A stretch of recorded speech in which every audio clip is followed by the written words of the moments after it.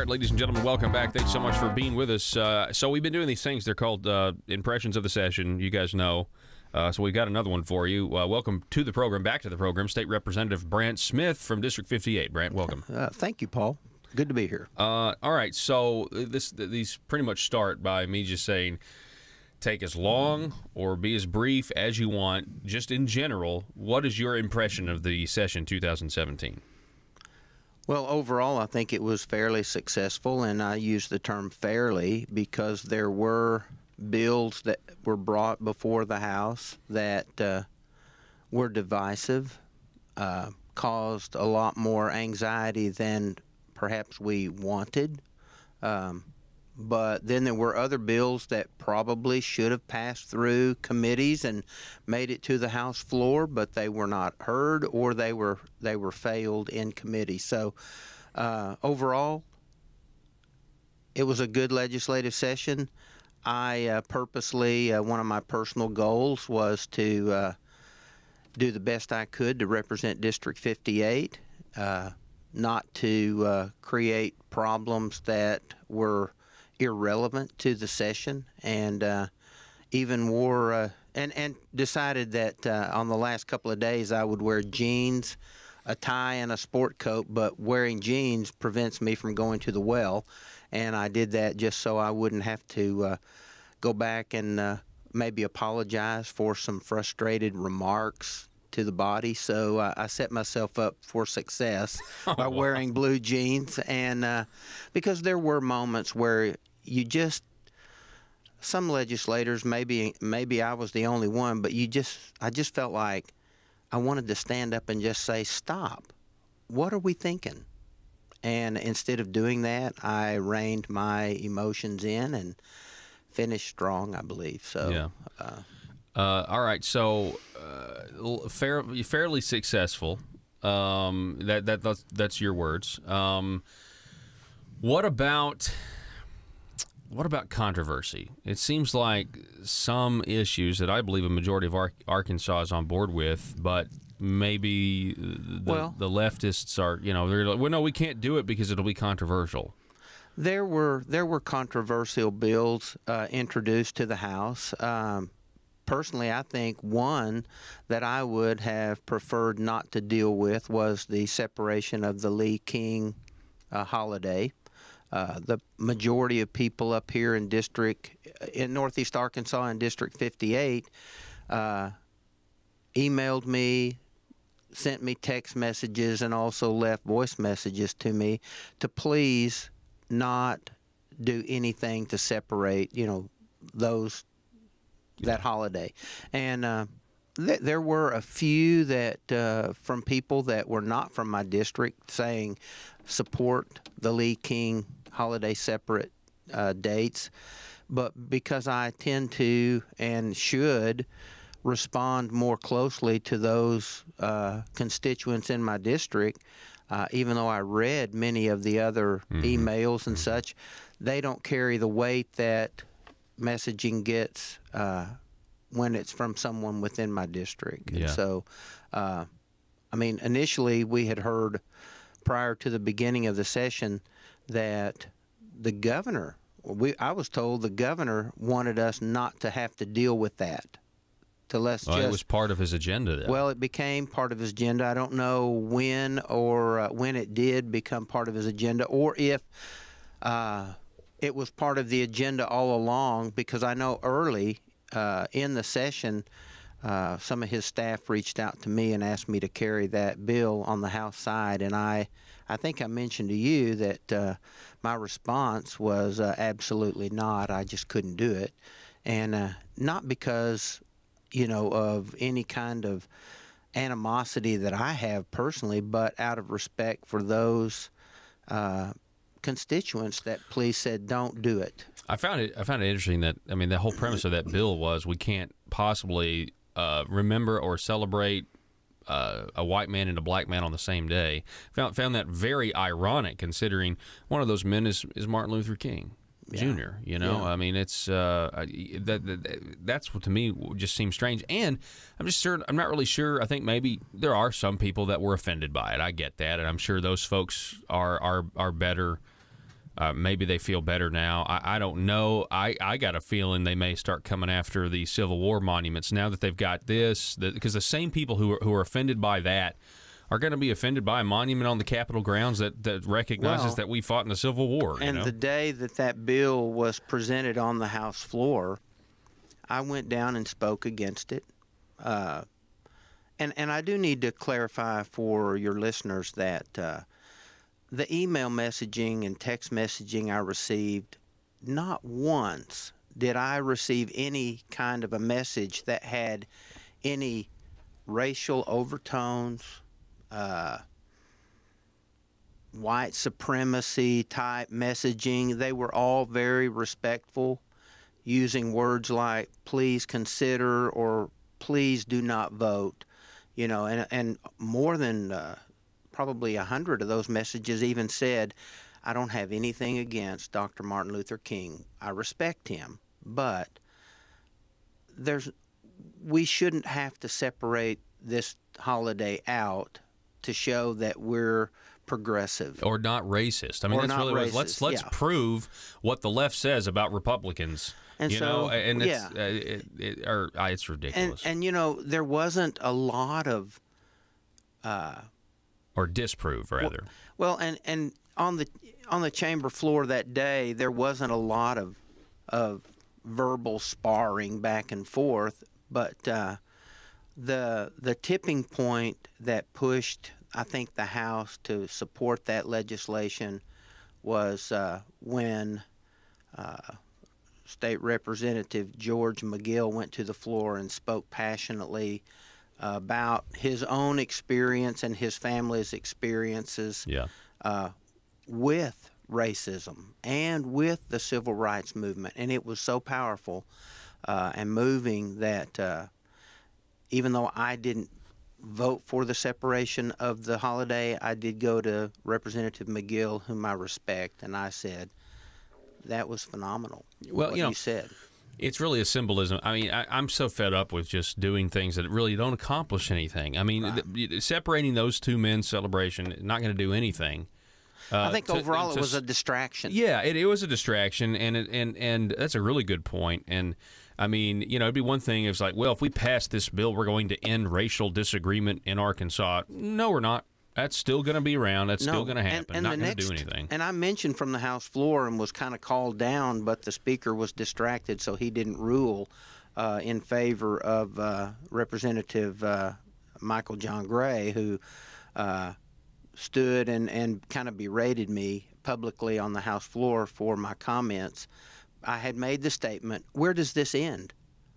Are we going to redesignate or remove the star above the name Arkansas on our flag because it does stand for the Confederacy? Well, unbeknownst to me at the time and maybe others, there supposedly is a bill out there. There was a bill. It was a shell bill, but it's a bill that actually redesignates that star. And so I kind of got ahead of the Democrats on that, and I think it shocked them that someone would be that far leaning into, well, what's next? Yeah, well, and that's true. And like I said, you know, Civil War memorial on the grounds, get rid of that.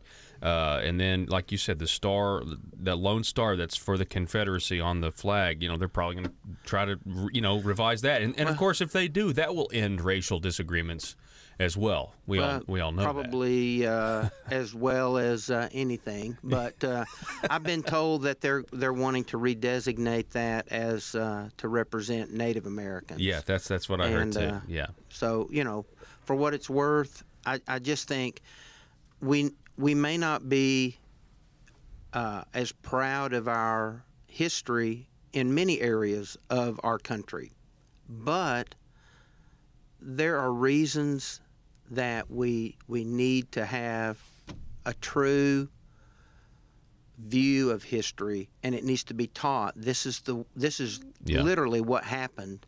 This is what was going on. This is why that happened.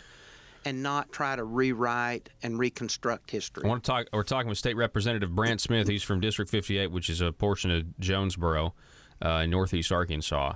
So let's talk about a success that you had specifically, which was American law and American courts. Right. That bill was controversial. It became law without the governor's signature.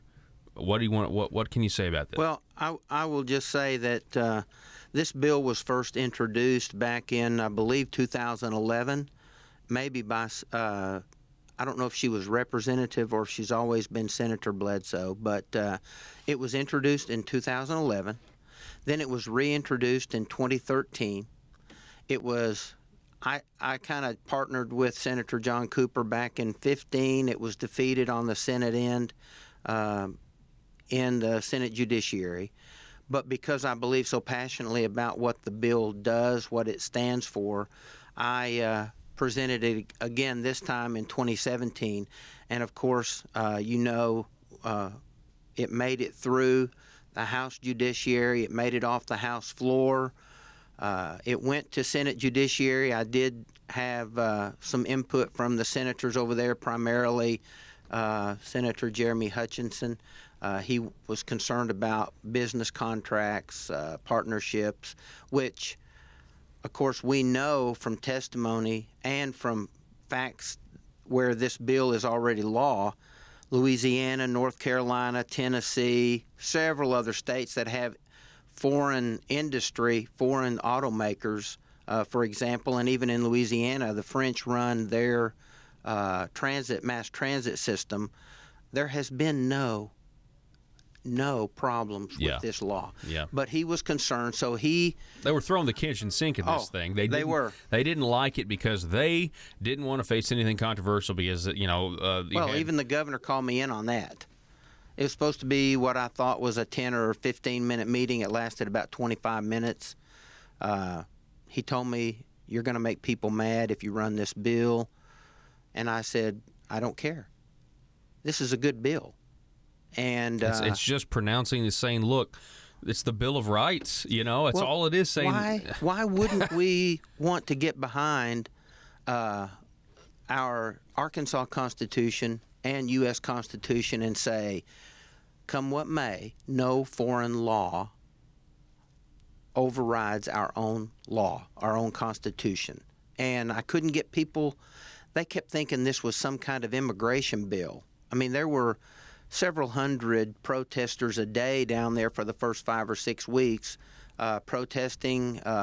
They had posters with my name on it and vote no on HB 1041 and 1042. And I met with all of these protesters, as many as I possibly could, sometimes 30 and 40 minutes at a time. And not a one of them had ever read the bills that they were protesting. Yeah, it's all AstroTurf. They were just told, hey, show up and protest, and they didn't even understand the bills. Well, I know the governor didn't sign it, and again, I can't reiterate that enough. The governor didn't sign it, but he allowed it to become law. And you know what? That's okay with me. Well, of course, it's now the law. It is. Mean, Yeah, he could have derailed it, and I anticipated he was going to do that. But he didn't, and I'm grateful that he took a step back and just let it go into law. And I think, honestly, if he had signed it, the people of Arkansas would have been extremely proud of him. Absolutely. So then you had another controversial bill dealing with sanctuary campuses. Really? And that one was not successful. No. But I think it was successful in illustrating this idea that anything that was, you had you didn't have it, but there was, supposedly bathroom bills to try to protect the privacy of children in public restrooms, and that didn't get anywhere because the Judiciary Committee just quit meeting. And then you have the sanctuary campus bill, which I believe is something that is going to be a national issue. I think Donald Trump's going to have to deal with in his presidency. I do too.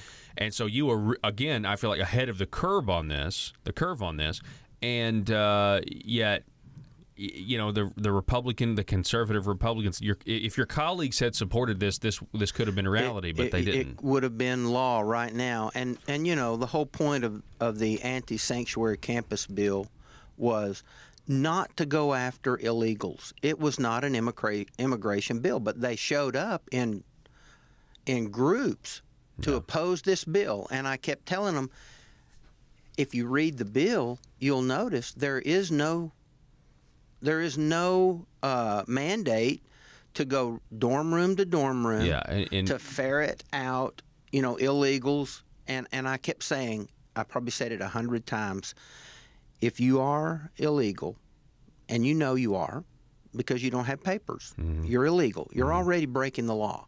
So, as it stands right now, just keep going to class, do your coursework, get your degree, graduate, and go be a success for yourself and for your family. Don't let these activist protesting group leaders manipulate you. Yeah, because some illegals who were going to school start chiming up like, hey, I can't believe, and it's like, well, now you've outed yourself, and Right. and they were used by these activist and I told groups. them, I said, when you wind up doing interviews on the nightly news, or you wind up in the newspaper with your picture, you're holding that poster, and your name is in the caption as self-identifying as an illegal, undocumented, or a dreamer, I said, you're setting yourself up for failure. Yeah, it's exactly right. Just don't do it. So, but the bill was just aimed at saying universities are not going to be allowed to That's say, right. hey, That's right. we're a lawless campus. Right. You know? Well, and I had administrators contact me and say, look, we're not going to come out and oppose you publicly, but we like this bill because it will help us be able to push back a little bit when we are recipient of petitions that want us to like, well, agree. state law, we can't do this, you Right. know. But yet, it Well, failed. money talks. They don't want to lose their funding. Right. So why did it fail, do you think? I mean, it failed. It didn't ever get out of the House side, correct? It did not. It failed twice. And I can't. There were Republicans that could have supported the bill, but I don't think they fully understood it. And some of them came to me privately and said, hey, look, I've got a lot of immigrant, maybe illegals in my district, and so I want to be really careful not to come out and look like I'm, opposing their presence here. And again, Paul, I spent so many years overseas that when someone says, we don't have a problem, you're looking for a solution to a problem that doesn't exist, which that phrase I'm thinking originated with the ACLU because it's an effective comment. Yeah. But knowing what I know and having been a strategy coordinator and a team leader, all these leadership roles that I've had, I had to look down the road for the what-if scenarios. And probably many of my colleagues haven't had to deal with some of the same things I've dealt with. So it's hard for them. No, I don't think they have. You mean like being in Iraq? Well, yeah, being in Iraq. Or Burma. Yeah, and not just being there as a tourist with the Lonely Planet guidebook telling me what's the latest and greatest place to eat. Fromers. It's just, you move into a place, you learn language, you take on a residency visa, or you're on a special visa to be there for a year at a time. And after 20 plus years, probably close to 25 years being overseas, I just frame things and view things differently.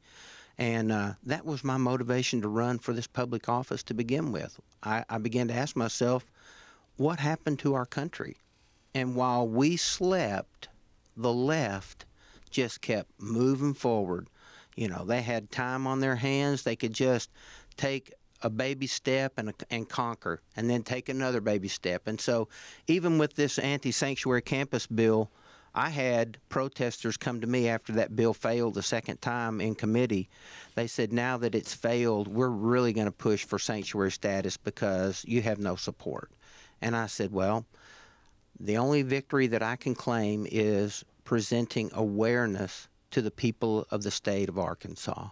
Yeah. That if we sleep and slumber too long on some of these issues, we'll wake up to find that our campuses don't reflect our true values, don't reflect educational values, but will be bastions of creating anarchy across our state. Yeah. And I know people, and right now people are probably saying, he is crazy. But I'm telling you, you give a leftist an inch, they'll take a foot or more. And you just look at what's happening on other college campuses, Yes. and it's. So what's clear to me is murky and muddy to others but I still respect my colleagues. I just feel like maybe I didn't do enough to educate some of them. That's a good to perspective. Get their support. That's a good perspective. State Representative Brandt Smith, thank you for giving us your impression of the session, sir. Privilege. All right. Folks, we're going to take a break. Back in just a moment.